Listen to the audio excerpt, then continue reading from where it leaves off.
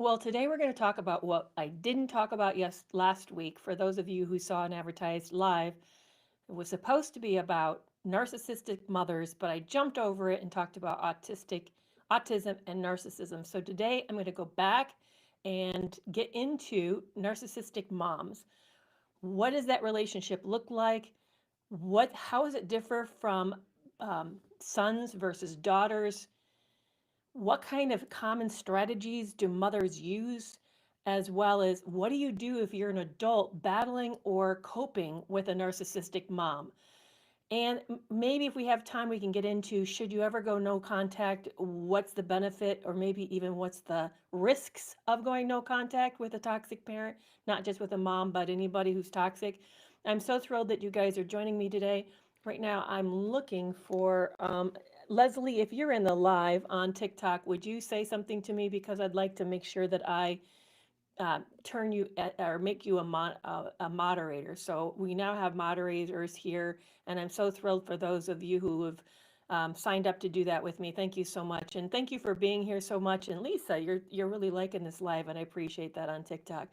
So I'm watching for Leslie on TikTok. So Leslie, if you're there, if you let me know that you're there so that I know, so that I can make you a moderator, that would be awesome. But thank you so much for my moderators of Audrey as well as Jacqueline, who's on YouTube. So we're going to be talking about narcissistic mothers. When there's a narcissistic mom in your life, what does that do to you as a woman? How does that affect your femininity, your sense of yourself? How does it affect you if you're a son? Is it different for boys versus men? So thank you so much for joining me today. If you guys are new to me, I'm Dr. Kerry Kerr-McAvoy. I am a retired psychologist, and I'm just thrilled that we're talking about this topic because this is a tough one, guys. I mean, anybody who is just even seen any content around no contact in parents, there's a lot of pain in these relationships. So I'm glad that we're talking about it because it's timely. So, how do narcissistic moms affect daughters? Let's get into that first, and then we'll talk about how they affect their sons and the fact that there is difference. There's difference just because of the gender difference. It creates a different kind of experience for women, the sons, versus for their daughters, for the men. So, sorry, I reversed that. I hope you could follow. It's different for the daughters who are women versus the son who are men. It's a very different kind of experience. So, for women, when they're a daughter of a narcissistic mom, often they're seen as an extension of the mother's identity. There's somebody for this woman, this adult woman, to control, to mold, but ultimately to compete with. Just like you see in a toxic romantic relationship, when they first meet you, they're so thrilled that you're there and that you look good on their arm and that you elevate them and make them better. Toxic moms have the same similar dynamic, but it gets expressed a little differently. So you know how in a romantic relationship, the first part of the relationship is all about making the sale. That they just love you being in their life because you make them look better. But once you're in their life and you're a part of them as a team, then you become competition to them. Well, the same dynamic happens with mothers and daughters.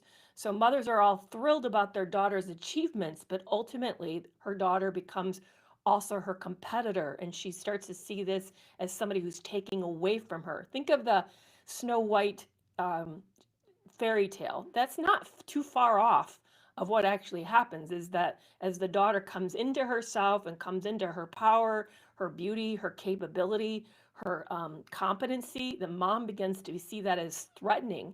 You know, even the daughter possibly living the better life or having nicer things or living in a way that maybe mom didn't feel she had a freedom to for whatever the reasons, that then becomes a point of jealousy and tension for these mothers, and they begin to have quiet rage or sometimes not so quiet rage around this experience. There's often a form of enmeshment. I heard of this back in the day when I was in graduate school. One of my colleagues, one of my fellow students, had a mother daughter. Actually, it was a daughter he was treating through one of the facilities, one of the psychiatric or residency programs that he's working with. And this daughter had no independence. Everything that she did, mom did. If she bought a certain outfit, mom had to have that outfit. If she was doing certain things, like certain activities, mom got involved. And maybe you've even experienced this where your mother becomes it becomes friends with your friends. It's like you can't have your separate life. There's almost this enmeshment. They're treated like they're the same, like they're the twins, and it creates a lot of identity confusion for the daughter. And unfortunately, in this case, that daughter saw no no good resolution to it, and ultimately it ended in the end of her life. It was the only way she saw she could break the enmeshment, was just simply not to exist.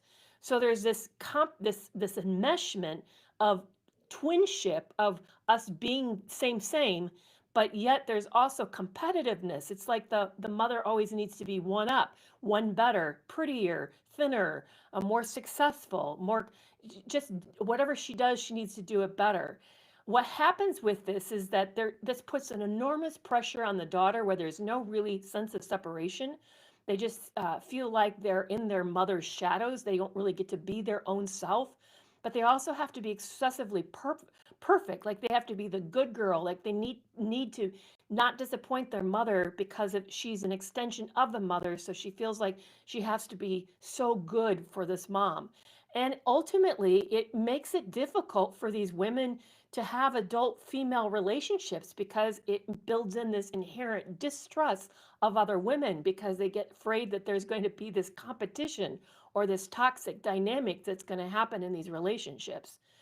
So the long-term effect is these daughters end up kind of chronically learning to people please as a way to survive.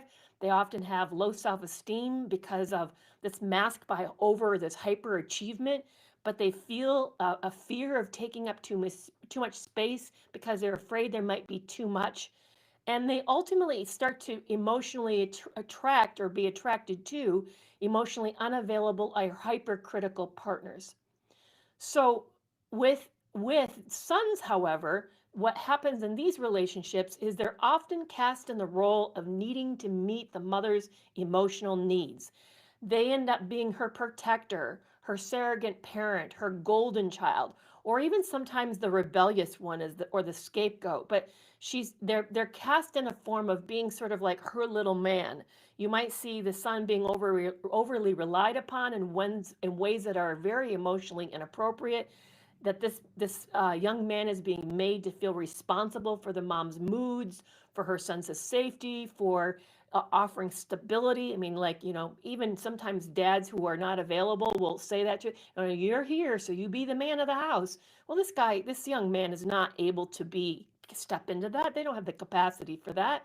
So what happens though is this parentification gives them a sense of worth. It's like they have to do this for the sake of the family, for the sake of the mother. There's often an over idealization of these boys. They're seen as like the perfect reflection. He's her perfect boy. He's a perfect man.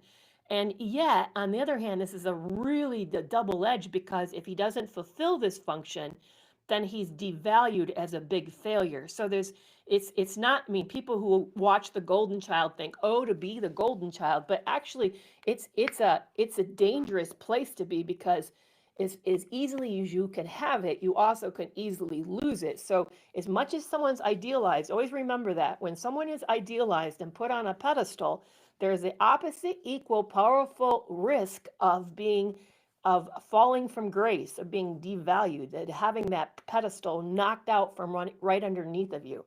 Unfortunately, for these men growing up with moms like this, a narcissistic mom, they're often learned that they can't be vulnerable, that there's not an emotional space for them to express their emotional needs. I think that's a problem for men across the board. I think that's one of the things, unfortunately, patriarchy, but also just society, the way that we raise men, raise boys, that we don't allow them to have emotions. We prefer that they man up and distract and diminish and numb and tune out and check out of their emotions. But with a narcissistic mom, there's even greater risk that there's going to be this real push for suppression of emotional needs and suppression of vulnerability. Because think again, this is true for both sons and daughters. With a narcissistic mom, it's all about her all the time. So she's the only person who's allowed to show up and have needs. She's asking her children essentially to caretake her. So they have to then find some way to numb, sublimate, distract, project, deny, compartmentalize something. They have to do something with their emotions because there's no space for them to be needy, for them to be weak, for them to be scared, for them to look for support or security because there's no one home. There's no one coming. In fact, that they're the ones who are being put in the place of being there for the parent. Not they don't get to be children. They have to be parents to this adult who actually is emotionally a child. So there's this profound suppression of emotional needs. Um, and then also for the boys being raised with narcissistic moms, there's this entanglement that happens because they're really not allowed to be their own person. They're functioning for this other adult person in this inappropriately emotional way. They then see that there's not safe boundaries in relationships with women. And often they end up feeling like women are dangerous, that they have to have this almost this secret life that they have to keep, the secret self that they have to keep from women because their mom was over involved and they fear that every other person, every other woman in their life is going to be over involved. And so they keep women far away, far distant from them. I saw this in the office when I was counseling. The biggest consumers of therapy is women, but women come in and they talk about their relationships with men. And invariably, I would see a certain type of a marriage or a relationship where a woman would come in and say, I don't really know what he's doing. He's so nice to me. We seem like friends, and yet I just feel like something's not like I don't know if I know him. I don't really know much about what's happening inside of him. And then sure enough, what she finds out is that, in fact, often if they come in to talk, and sometimes I would invite this partner in so I could kind of get a sense of what's happening in the relationship, I would find this guy who presents fantastic, a good guy. He's working hard, he's supporting his family. But I had the sense that he just is giving us what we wanted to hear, giving me what I wanted to hear, giving his wife what he thought, or his partner what he thought she wanted to hear, because that's what he learned to do with his mom, that he had an overly involved and overly intrusive mother, and that because of the lack of emotional boundaries, he's learned the only way to stay safe is to stay remote, to stay psychologically detached from this relationship, as if there's really like no intimacy, real intimacy in this relationship, because he didn't dare risk that because this woman, the mother, is going to take over and get intrusive, and it gets murky and messy and scary and just full of shame. So his coping style was to just keep women distant. Now, men often are safer because men tend not to go there anyway. So he just found emotional vulnerability was too risky and too messy. So the long-term effects for men often are difficulty accessing or expressing emotions. And again, now I don't want to say this is all narcissistic moms' faults. I think there's a lot of societal problems that contribute to this. But I also think narcissistic moms worsen this condition that's already present for a lot of men. That there is this subconscious guilt that men sometimes feel trying to separate themselves from other people and be their own person, because the mom always then guilted them and said that he's letting her down, and he's not showing up for her, and he's not doing enough for her or caring for her. Also, that he feels this need that he has to rescue and caretake in these relationships, and that he tends to be attracted to partners who are emotionally intense, controlling, or needy, that end up actually mirroring the kind of relationship that he had with his mom. Now, I know that I made a lot of generalizations here. I need you to remember that these are just tendencies. These aren't like set rules, because every family is a little bit different. Every pairing is different, and as you've heard me say before, there is more than one type of a narcissist. So you're going to see different types of narcissistic moms. There may be the mother who's a communal narcissist who's going to be super busy doing lots of things for other people, but rarely home. You may have the mom who is just maybe she's a covert narcissist and she's doing a whole lot of passive aggressiveness. She's very emotionally manipulative. She's always the victim. Everything goes wrong with her life. And she's always like, has ungrateful children. Sorry, she has ungrateful children. She doesn't see the way that her kids show up and are available to her and emotionally are helping her. She's always, or she's the biggest martyr and she's always doing so much for everybody and then guilting everybody for what she does. Or maybe she's a malignant narcissist and she's just uses people and she's calculating, and you never know when the axe is going to fall and then she's going to chop you off the knees for something. So remember that there's different types of narcissists, there's different types of family constellations, and that this is going to show up differently based upon the kind of mom that you're relating to. For those of you who are new to me, that you've never seen me before, I'm Dr. Kerry McAvoy. I'm a retired psychologist. And if my lives, for example, I go for the first 45 minutes talking about this topic. And then I open the floor for us to take questions. So if you have a question you really wanted to talk to me about today, please hang around to about 4:45 my time. That's 4:45 Central Time, and I'd love to get into your questions. I know some of you are talking a lot to each other right now, maybe even asking me questions. Unfortunately, I can't see them until I get to the end of this because I have notes that I refer to, so I'm watching my notes. So if you want to talk to me about anything, please hang around until 4:45, and then I'll be happy to take your questions. But I'm so thrilled that you're here joining us, and I always go live. Next week, we're going to talk about what happens with intimacy in a relationship with a narcissist. So, what happens around physical expression and vulnerability? How do we stay safe with them? How do we know that we're in a relationship with a narcissist and maybe that there's some danger in that physical realm? And how do narcissists actually see their sexual selves? So, if you want to hear all about that, then please come back next week, Tuesday at 4 p.m. And I'm so thrilled you guys are here, by the way, today. Thank you for so much for hanging out with me. I always love meeting people, meeting new people. So let's talk about the common tactics that toxic moms use with their children that is so damaging to kids. So one of the big things that you're going to spot a toxic mom or a narcissistic mom is guilt tripping. They're masterful at making you feel bad, like somehow that you've let them down or that you're not showing up quite in the right way, or that you don't appreciate all that they've done for you, even though, granted, you never asked to be born. They make you feel like you should somehow, for the rest of your life, be paying for the consequences for that. So, one of these tactics is guilt tripping. Like you might hear, if you loved me, you would call me more. Or they may say to you, after all that I've done for you. So you're going to see her, the things that just normal moms do that just go with mothering and parenting. I don't mean, right now I'm picking on moms. I'll make sure, by the way, we do a topic on dads because it's only fair that we even this out. And toxic dads have another and equally damaging effects on children. But right now, so hold on, women, we're talking about toxic moms. And maybe you've experienced one yourself, but what happens is that we all know being a parent is a sacrificial job. It's a thankless job.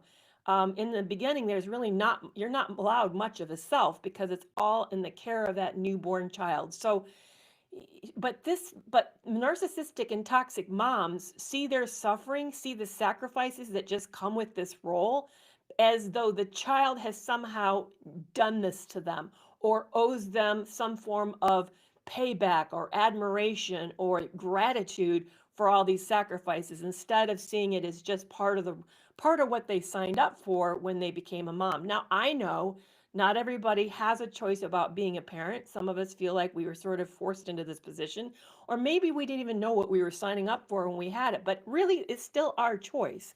Regardless of how we become a parent, that's just what the job entails. But toxic moms will make their children feel responsible for their emotional well-being and responsible for the sacrifices that they made. The second one is they use love bombing and withdrawal in the same way that a romantic relationship does. They use that same sort of intermittent reinforcement. So you'll see, for example, a mom like recognizing her kid and then showering this person with all sorts of praise and affection and thanks and gratitude and maybe gifts. And then they'll do this weird thing where they suddenly withdraw all this approval, connection, and warmth whenever the kid somehow doesn't maybe show up quite in the right way, or maybe doesn't come through in a way that this mom wants, maybe doesn't like reward the mom in the right emotional way, or maybe just fails to be the kind of extension that she hoped this child would be. So you're going to see this hot and cold, come close but push away experience, just the same way that you have with a narcissistic romantic partner. You're going to see the same sort of dynamic show up with a toxic parent or a toxic mom. Both parents actually would do this. They both will do that. And what it does is, I know we don't talk about this a whole lot, is just like there's a trauma bond that happens in romantic relationships, there's a trauma bond can get formed with your mom and get formed with your dad, where you become live for this small connectedness with this person, that you then start to tolerate all the emotional abuse and even blame yourself for it, thinking that somehow it's your fault, and if you could show up better or be the better child or be the better student or whatever it is, that somehow that you could get more of this good stuff from this person, not realizing that really it has nothing to do with you at all. It has to do way more with that other person's emotional state, and that you're just simply living out their inability to manage their own interior pain, world stress, and whatever else. So the number one was they use guilt as a control tactic. Number two is they have the same sort of love bombing, withdrawal, kind of intermittent reinforcement pattern. Number three is they project and blame shift. So because narcissists really lack the ability to self-reflect, to correct themselves, to deal with failure, they think of them as being tremendously emotionally fragile. Now, I'm not saying that as a way to make us feel sorry for them, because we're all emotionally fragile. We all don't deal with rejection or failure or loss well. It's hard for everybody, but because they don't have the internal structure to deal with these emotional pains very well, what they do is they offload them. So it's not their fault, it's your fault. And whenever there's conflict, you're bringing it up because you have the issue. If you just didn't have the issue, then there'd be no issue. So what happens is you become the reservoir for all the responsibility for what happens in the relationship. There's all this blame shifting. Like if you just would be the better student, or if you'd be the better son or daughter, then I wouldn't be so angry. Or you may also get the same thing as if when something what they say is hurtful or affects you, instead of them owning, yeah, I was too harsh or I said that in a hurtful way, they then project that out. Well, it's you did that, you're just too sensitive, or I didn't mean it that way, or can't you take a joke? They'll do some form of projection and blame shifting. Now, yes, you probably recognize this sounds like gaslighting. It is gaslighting, but what it does is it makes you sort of question yourself and find yourself over apologizing for just simply being human. Here's the other thing about projection that's very painful about these toxic relationships, and it happens in all forms of toxic relationships, whether it's with a narcissistic mom or within a romantic relationship. And that is, in these relationships, these individuals have a lot of parts of themselves that they don't know what to do with, that they don't really like about themselves. Now, they would never come out and say that. They wouldn't say, oh, I really don't handle anger very well, or I'm super sensitive to failure, or I don't know how to make relationships and keep them. Instead, what they do with that, all this sense of badness in themselves, is they project it out into you, and they want you to hold it. You're the bad person. You're the problem. So just like if there's a conflict, you're the problem for bringing it up, or you're the problem for even seeing it as an issue. If you didn't care about whatever that was, say that they're not taking the garbage out, and you bring it up, hey, I thought we agreed that you would take the garbage out on Tuesdays. You're the problem for bringing it up. If you didn't care about the garbage so much, this wouldn't be an issue. Or why did you have to ruin my day? So they always take all of the stuff inside of them they don't know what to deal with, and they put it out into you, and then they act out with you around it, making you the bad person. And it's really painful. That's another form of projection. It's actually splitting. They split the world into two pieces, good and bad. They project the bad into you, and then they act out with the bad, saying that you're bad for being the one who has the issue. So that's number three. So number three is projection and blame shifting. Number four is parentification. And I already touched on this before. narcissistic moms and dads don't have the wherewithal to be an adult, emotionally an adult. Think of them being like an emotional toddler in an adult's body. So they don't know what to deal with when life is hard or scary or when there's conflict or stress. They don't know what to do with any of this. And so what they do is they turn to their children and ask their children to sort of soothe them, reassure them, show up and listen to them, help them regulate their emotions. And basically what the kid is happening to the kid is they're also stressed. I mean, this is a stressful moment and they're not being comforted either. They need to know somebody's got this. Somebody's there is going to keep this family going down the track and not falling off the way. And instead what they end up having to do is it's like to somehow cope with all that pain and stressfulness and scariness and show up to comfort the parent. And now think about also what happens when this happens. Because what is the kid's job? The child's job is to grow up and learn how to regulate their own emotions and learn how to critically question, learn how to use good and judgment and control their whims and their impulses and desires. So how in the world is a child supposed to do that when they're managing and moderating and handling the adult person's in their life's inability to do that? That means that they don't get to really focus on what they should be doing, what should be happening in their life, like the issues with school and with friends and just what it feels like to be growing up in their body and their changing body and figure out who they want to be and what that feels like. Instead of that, they're managing and caretaking an adult in their life. So all of that gets pushed to the side. They don't get to address their needs. Instead, they're having to focus on their parents' needs. So parentification is really a terrible thing. It's not just they're an emotional caretaker for another adult, they're also having no one emotionally caretake for them, and they're in the position of needing it. So they don't really get a childhood. They get robbed of their childhood. And these kids learn over time is that, you know what? My needs aren't important. My needs in the world are secondary to everybody else. I don't count. I feel invisible. I don't know if you guys saw that I asked on a recent video, do you ever feel like nobody is coming? Do you feel like there's no help and that you're totally on your own? That's a question that if you answered yes, yeah, you may have grown up in a toxic family, but you may have also been parentified because you had to show up in a way that no one was showing up for you. And what a terrible irony, the turn of the table on you. So that's number 4 is a parentification. Number 5 is subtle sabotage. So what happens is, though, here's the other nasty part. Here you're being asked to become hyper independent, to do things for all the things that the parent's not doing.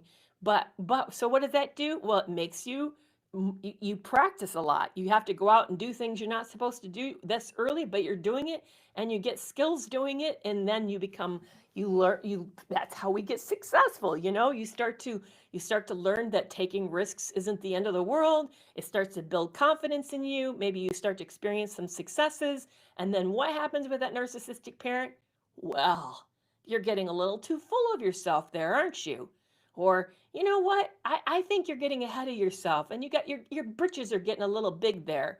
Suddenly you're getting all this backhand, or you think you're somebody. Don't you get a big head in here? We don't allow big heads around here. So you start to get this subtle sabotage, but may get worse than that. It may not just that you get all this backhanded jabs and criticisms and insults, but you may start to actually have them undermine you, like projecting that you're projecting projecting, that's the right word, projecting failure for you. Like, I don't think you're all that capable. I think you just think that you're that capable. But are you really that capable? Or why are you thinking ahead like this? You shouldn't get ahead of yourself because nobody around here ever has gone to college. So why are you assuming that you're going to get to go to college? Or who do you think's going to pay for that for you?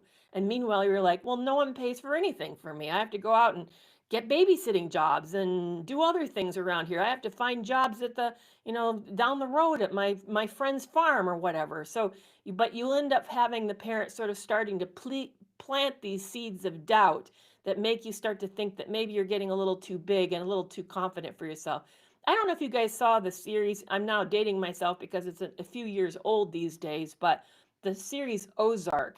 And one of my favorite characters, and I can't think of her name, was the girl with the curly hair that was really came from the wrong side of the tracks. And her dad gets out of prison, and he starts to see how she's doing great, making it, and making something of herself, and actually having a position of authority with this family. And what did he do? He started to undermine her and talk down to her. He started like to berate her or just poke at her, remind her of her past failures to sort of create this her questioning of herself and make her feel that maybe she's not as good as she was starting to feel. Maybe she was not going to be as lucky or successful as she started to feel like she was able to do. So that's a great example. If you want to kind of look for an example of what that looks like, I thought that was a real great example in on TV on Netflix. So it's on Ozark. You'd have to get out of season, I think it's like season 2 or 3. It's not in season 1. It's down the road when her father gets out of the way or gets out of jail. Number 6 is enmeshment that's disguised as closeness. Now, so what is enmeshment? Enmeshment is really when there's sort of this, back what I was talking about, twinning, where there's a blurring of lines between who's who.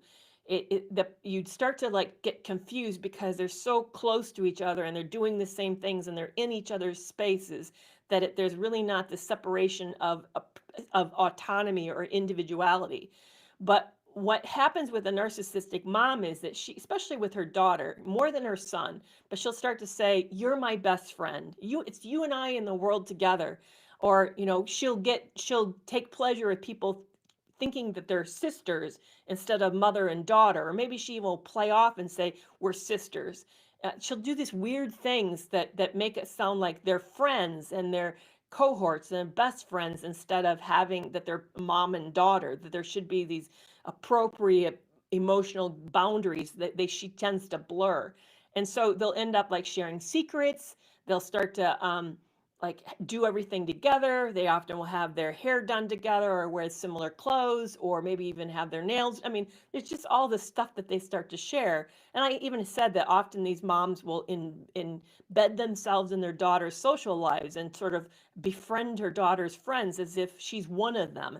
What you start to see, though, is that for daughters who are experiencing this, it starts to feel disloyal to have any form of separateness. It feels disloyal to grow up and to have your own life because you end up feeling like that this person, that you're betraying her, that you're betraying this connection between the two of you, that you're not really allowed to be your own self. So let me review what, because there's 3 more I want to get into, but let me review what they are just so that you remember. Guilt tripping is a control tactic. There is this intermittent reinforcement through this kind of love bombing likeness with withdrawal. That's number 2. Number 3, there's a lot of projection and blame shifting. Number 4, there's parentification.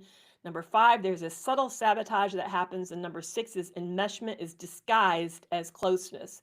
And number 7 is triangulation. Now, triangulation can happen in a lot of very sophisticated ways. Think of it like the 3 legs of a stool. So in order for a stool to be useful, it needs at least 3 legs. Even 4 would work, but it needs at least 3.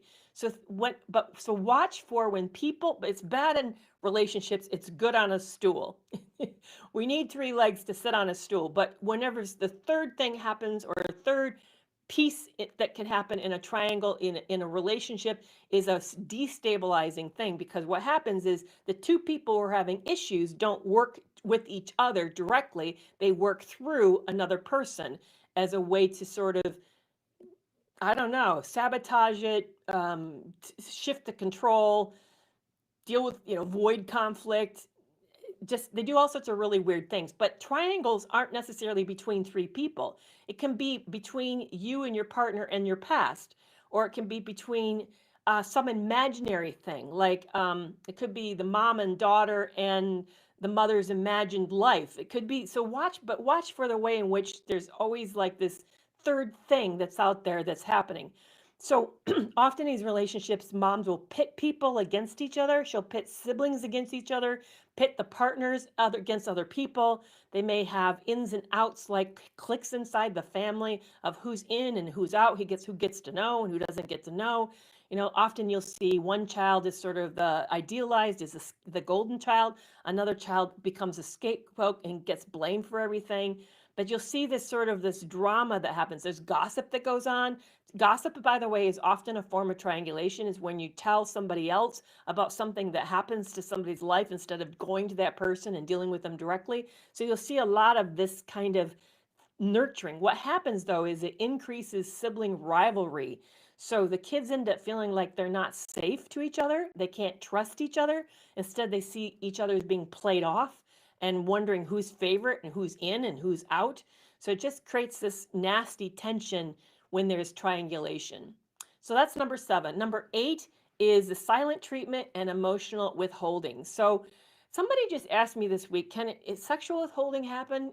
Well, there's emotional withholding. Yeah, withholding affection can happen on multiple levels. We'll talk about more about that next week. Like, what's the difference between coercion and withholding? So if you want to like hear my thoughts on that, I hope you'll join me next week. But yes, there's often like because narcissistic moms don't really have the wherewithal to deal with conflict directly, they often use their disappointment or their anger, their maybe even their shame or all sorts of feelings, sadness, grief. They'll use emotional withholding as a way to deal with it. They'll punish you or use it as a way to train you. So whenever something happens that they don't like or they don't know how to deal with or they're not happy with, like say you made a decision to go to a college that in their opinion is too far away, instead of dealing with you and being upfront and saying, hey, I'm sad about that. I'm happy I'm happy you got the application and you were accepted, but I'm feeling scared about losing the connection and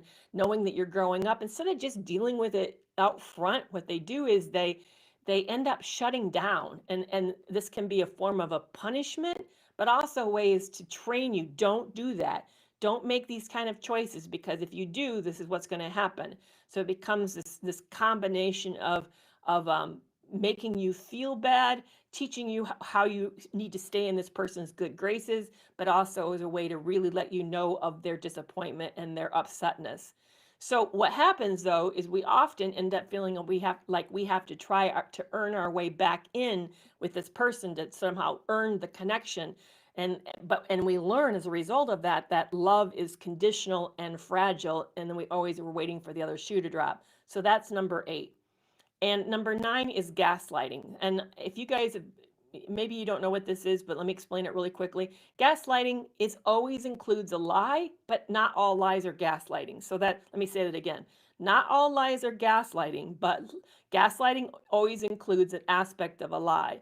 So what happens is gaslighting is a way to sort of distort your feelings, distort history, distort your perceptions, or distort reality as a way to make you doubt yourself, doubt your memories, doubt your instincts, doubt your recollection of something. So what they do is when you say something happened, they say, no, it didn't happen like that. Or you're imagining things, or you're just so dramatic, or why does it always have to be about you? So what happens, instead of the problem being the problem, they make you the problem for having a problem. And gaslighting is a really insidious, and it slowly erodes your confidence and just you trusting yourself and trusting what's happening to you and about you. And it also makes it nearly impossible to work through conflict, because they're not going to own anything. They're going to say it's you instead of saying, yes, we had an issue that happened between us. Oh, and I have a number 10. There is one more. And just like all narcissistic moms are all about image management. Um, they always look good to the public. They're very, very good about that face that they present to the world. But because you live with them, that what happens behind closed doors is an entirely different thing. So, in fact, they'll often use dog whistling. Do you guys know what that is? That's when they'll use, and that's something that's between you and them, that's a hot topic where they're upset with you. Say that they think you never take good care of your clothes and that you don't have it neat and pressed. And your friend comes up and they look all dressed to the nines and they'll say something like, oh, I see so-and-so really is a good dresser. And then they'll look to you, or maybe they won't look to you, but they'll get that little shit-eating grin on their face. And that was actually a jab at you about the issue that they've been battling with you about how you take care or don't take care of your clothes. So they'll do things to sort of make you destabilize you in public or make you upset. In fact, if you react like, well, I don't know what their issue was. I was just telling you that how nice that Leslie looks today and how great that I am, that she's, she knows how to dress well. And they'll make it out that you're just overreacting. Of course, that's the gaslighting that are happening. And that's also a form of triangulation too, by the way. But they're very good at looking great in the public. But what happens behind closed doors is completely something very, very different. So I know that we're getting close on time, that I really want to create room for you to talk about what's happening in your world and ask me questions. Oh, yeah, I love that. Are you sure you want to wear that? Oh, yeah, that's a great one. So here's some things to help you cope if this is happening to you. So if you're struggling with a narcissist mom, this is how you can help yourself and as an adult battling this situation. I start by naming what's happening.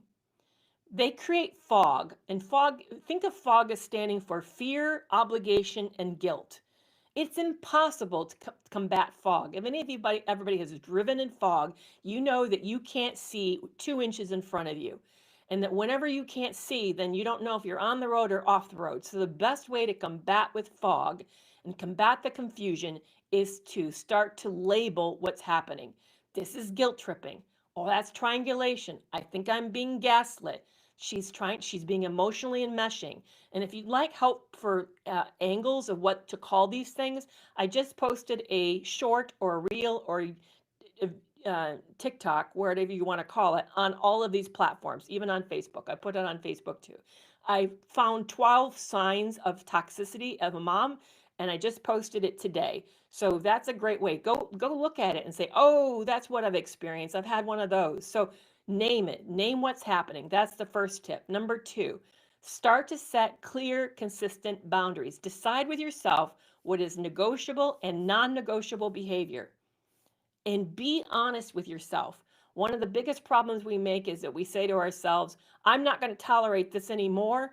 And then when that happens, I'm going to do this, but we're not ready to carry out whatever it is that we decide we're going to do. If you're not ready to carry this out, if you're not ready to go to that level of like, I'm going to go no contact, but you're not ready for no contact, don't say it. Don't threaten it.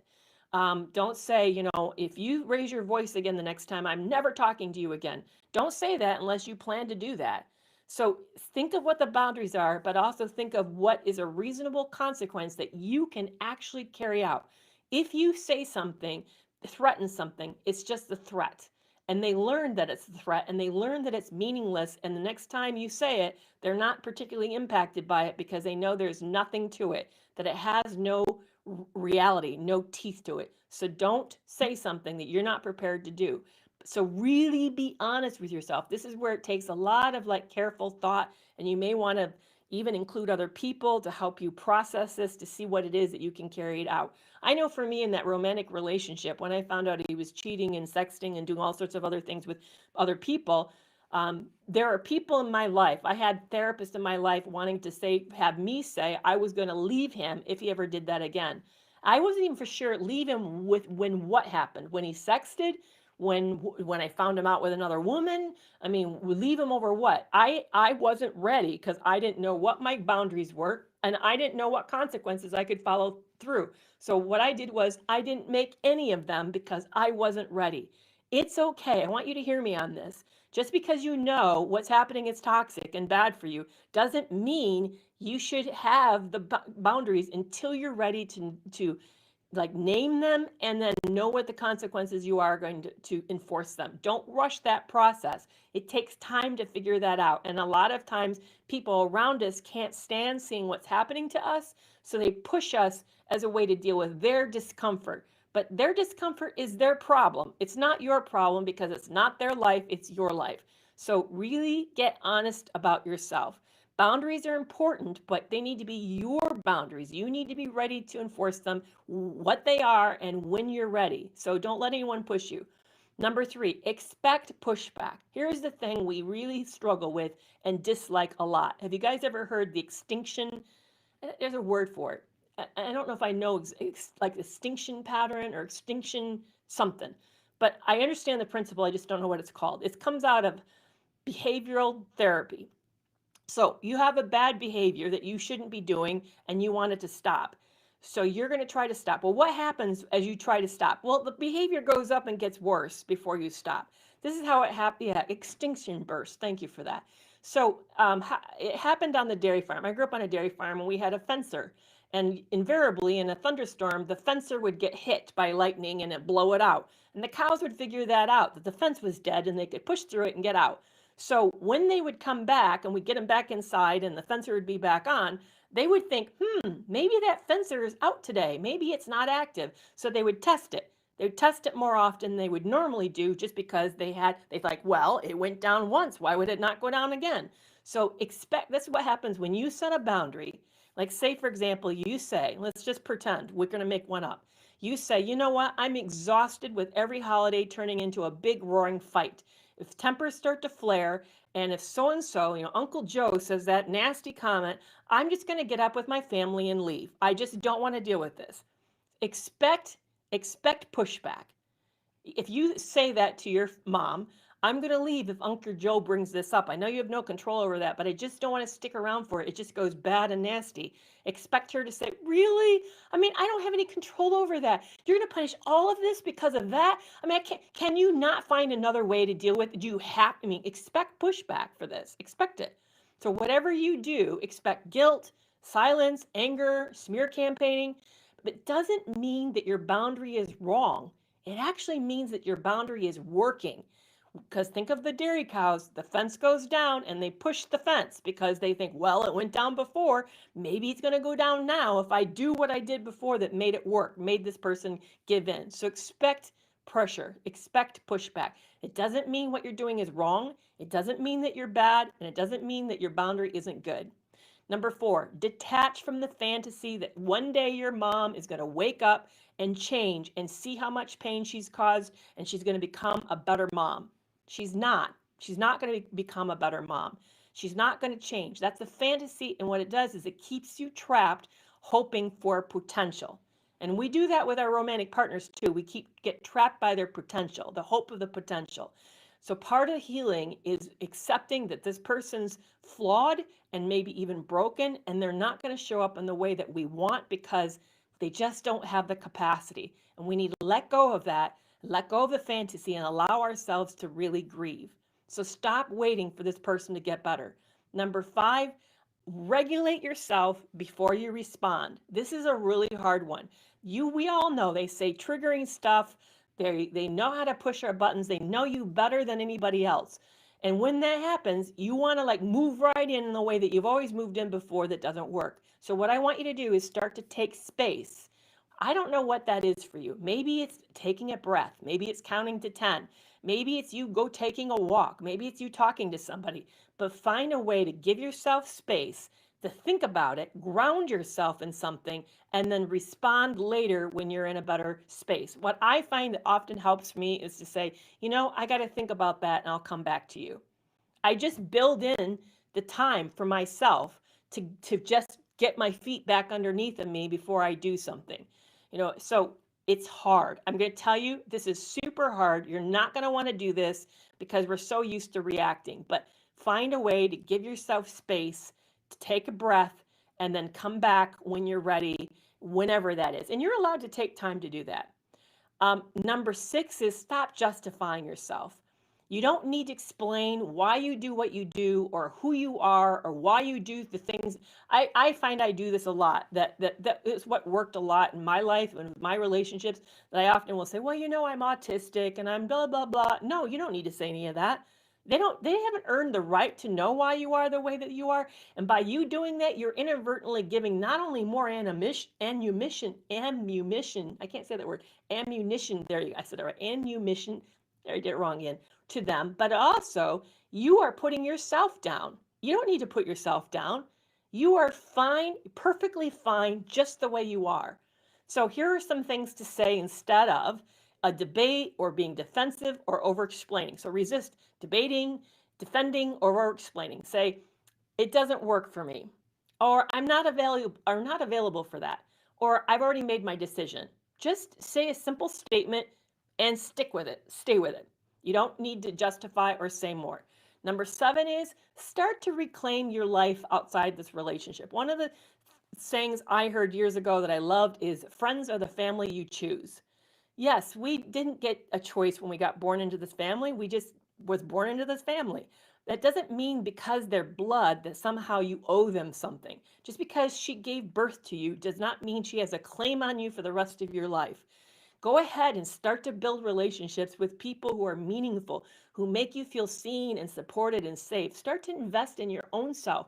Start to figure out who you are and who you want to be. Maybe it's through support groups or therapy. Maybe it's finding, really healthy relationships. And if you're really looking for support, don't forget to check out the Toxic Free Relationship Club. Financial assistance available to anyone who asks. That's a great way for you to meet other people who are going through something similar, who can really be supportive to you. So if you'd like to learn more about it, check out the link that I have everywhere. It's in the show notes on YouTube and Facebook, but also it's on my website. And you can always email me at hello@kerrymcavoyphd.com. Number 8, and this is a hard one. We often get mixed up about this one. Grieve what you didn't get. A lot of times when we try to push people to change, to be better, to be different, what we're really doing is we're not acknowledging that we're grieving, that we're extraordinarily sad, that we feel like there's this massive loss. Maybe there's massive hunger inside of us for a mother that this mothering that we don't even know what it is. But allow yourself to feel that, and even to feel the pressure and the pain or the distress or the distraction as grief. Say to yourself, I'm grieving. I didn't get this. I should have gotten this. I'm hurting and I'm grieving. So let me review what they are, and then I'm going to take you guys' questions. So number 1 is name what's happening. That's a great way to defeat the fog. Set clear, consistent boundaries that you can actually carry through. Expect pushback from this person. It doesn't mean you're wrong. Doesn't mean your boundaries are not healthy. Detach from the fantasy that your mom is somehow going to become a healthy person at some point. Number 8 is regulate yourself emotionally before you respond. Number 6 is stop justifying yourself, stop defending, stop debating. Just simply say, it doesn't work for me or I'm not available. Number 7 is reclaim life outside of this relationship. Start to build for yourself your own new family. Number 8, and the last one is grieve what you didn't get.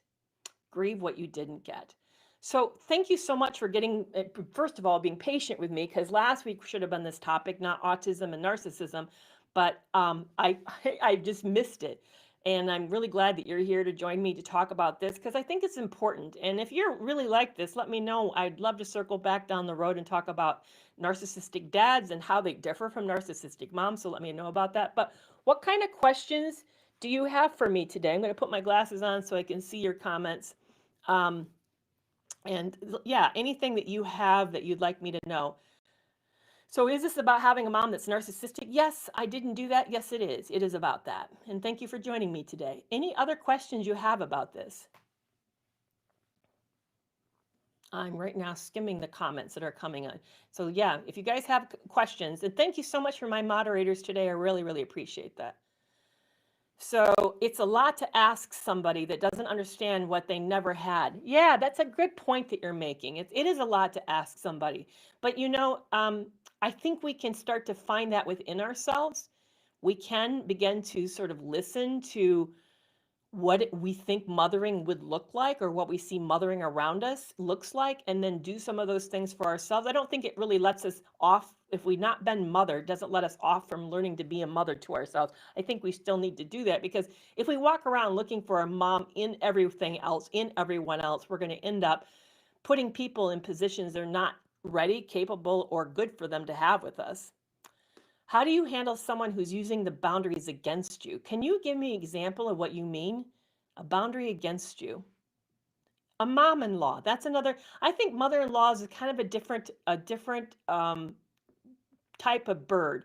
Partly because it's the difficulty you're having with your partner's mother, and your partner's difficulty with having a difficult mom. So it's kind of 2 layers that are going on. One is with one is about that, and then the second is about how you're going to manage the fact that your partner isn't managing it well, and also your unmet expectations and needs in that relationship. Someone just asked about the live stream about autism and narcissism. Rebecca, that live stream is now live. It was from last week. So if you go back, I've actually changed the title to match and changed the show notes to match. So if you'd like to watch about my thoughts about narcissism and autism, please go back to last week's live.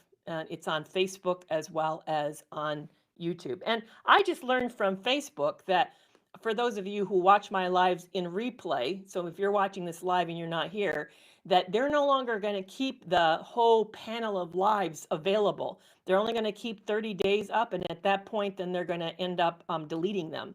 So if there's a live that you really have enjoyed, yeah, please make sure you watch it because they're not going to be around infinitely anymore. Facebook has decided they're not going to warehouse past lives, so just be aware of that. They want to know about how to deal with your friends when they want you to be nice to their friends who seem like, well, let me read this again. How to deal with it when your friends want you to be nice to their friends who seem like narcissists and they're trying to rope you into their games. That's a tough one. Thank you for repeating that question for me, Aubrey. I appreciate that today. I think it's really important for you to have good boundaries no matter what. Now, the fact that your friends are trying to rope you in to be nice to friends who are not good and toxic, to me, is a toxic request. That's a request that doesn't take you into consideration and your need to feel healthy and safe. And that would make me wonder, I'd have to question myself with why am I still trying to maintain a relationship with someone like that? A friend who's asking me to extend myself, to breach my own boundaries, to kind of violate my own integrity, to me is not somebody who's respectful. It's not a good friendship. So I'd be even asking myself about that initial relationship, let alone what to do about the extended friend group. So how do you support your dad who doesn't have any awareness of narcissism but is stuck with a narcissistic mom? What a tough question, but such a common one. I think that's really a common situation. It shows up in lots of forms. It could be that you are a mom and a dad, and you see one of your adult children getting into a relationship with a toxic partner. It just has so many variations. So here's some recommendations. If you know and love somebody who's getting in a relationship with somebody toxic or is in a relationship with somebody toxic and you know it's directly impacting them, here's some things that you can do. For one, don't challenge that relationship. Don't ask them to wake up and smell the coffee. They have to come to that awareness all of their own. You doing that is only going to alienate them and put them in a pressure in a spot that they're not ready to take. The other thing is be a support system, be someone that validates their pain and sees what's happening and cares about its impact on them without calling it out on the other person. I know that's really a tough line to walk, but in other words, what I'm saying is don't make them choose between you and them. Don't make them choose because they're going to always choose that relationship over you. So don't put them in, because remember, narcissists are competitive. So they're going to put it in that realm. I think the third thing is just be ready to call it out for what it is when they come to an awareness, if they ever do. If they think, I think my partner is narcissistic, I think your mom's narcissistic, you can say, yeah, I've wondered about that for a long time. I think that's a great way to talk about it. But don't you be the first person to introduce it. You let them introduce it with you. And just be there for them. Be part of their support system. I know it's painful. It's a position of long suffering for you, but I think that's the best way to deal with it. What's the difference between a narcissist and a sociopath? So the difference between a narcissist and a sociopath is a narcissist tends to be, the big difference between the two, if you want to make it super simple, is that the sociopaths or psychopaths break the law, and they are there's really no holds bar. They're willing to do anything for any reason. There's a severe lack of conscience. That's, to me, is the biggest difference between the two. There's a lot of overlaps between the two. Narcissists and sociopaths both see themselves as just better than other people. They both are very manipulative and exploitive. They both can have a lot of jealousy and competitiveness. But I think the big difference is just the degree of lawlessness and ruthlessness you're going to see with a sociopath and a psychopath. Several of you have been asking, do I think it's good to call out what is good? I think it's really, you got to be careful. You got to be careful why you're doing it, and if you're being manipulative yourself. We don't want to manipulate those that we love who are in toxic relationships in order of waking up. That's not kind. They're not ready to see it. They're not ready to see it. Respect that. We only can see what we can see. That's one of the first things you learn as a psychologist, is that your job is not to give someone insight before they're ready to hear it. Because first of all, they're not going to hear it. And second of all, it could feel pretty offensive. It's like it's your agenda, not their agenda. So listen to where they're at. What is it they're needing right now from you? And a lot of you have been asking me, and I'm going to take this as my last question today, is what do you do if it's a narcissistic mother-in-law? That's super tough. Your bigger question, and this is what I said earlier, your bigger issue is the relationship you have with your partner who has a narcissistic mom. They're trying to manage how to somehow stay in a connection with this family with a toxic parent or parents. And they're somehow navigating this, maybe not well, maybe not in a way that makes you feel comfortable, maybe not protecting you, but they're trying to navigate that very challenging relationship, and you're caught with the overflow and the way that it directly affects you. So your issue really is with your partner, not with their parents. I would urge you to deal with your partner around how they're dealing with their parents and about how it makes you feel. But you have to remember they're in this terrible position of trying to stay in connection with their family while staying in connection with you. For them, it often feels like a lose-lose situation, and we need to be really respectful of what a terrible bind they're in. I'm not saying they should be giving in and being manipulated by this toxic person, but I do say that we need to be aware that we're asking them to take consequences and risks that maybe they're not ready to take because they don't know, they haven't processed it quite the way that you have. Maybe they're in a different position, and they may lose their family and you have a family. So you may be asking them to lose something they're not prepared to lose because they don't really have anything else to replace it. So it's really, really tough. But your struggle is with your partner, not with his family. Yeah, so this person said he let his parents and brother divide and conquer us. So that says to me that you have a partner who doesn't know how to take an alliance and then protect that allegiance. That he was willing to allow divisiveness to be introduced into your relationship, and then that was problematic. To me, that suggests that you have a relationship that's in trouble, that you may need to really spend some time thinking about whether or not this is a person you want to take a whole lot of risk with. In fact, yeah, you followed up by saying he isolated me from my family. That says to me this person's not very healthy, and if I were you, I'd be reassessing if I want this kind of relationship. Yeah, you're saying you need out. I agree. I do think you need out because it doesn't sound safe. All right, you guys, thank you so much for this. It was a great discussion, a tough one. I really appreciate it. I hope it was helpful. Come back next week. We're going to talk more about physical intimacy in a relationship. When's it abusive? When is it coercion? What's it supposed to look like? How do narcissists manage physical intimacy? Thank you so much for my mods today. I deeply appreciate the way that you guys helped maintain this as a safe space for all of us today. Thank you so much, everybody, for joining me, and I'll be back here next week, Tuesday at 4 p.m. Central Standard Time. Bye-bye, you guys.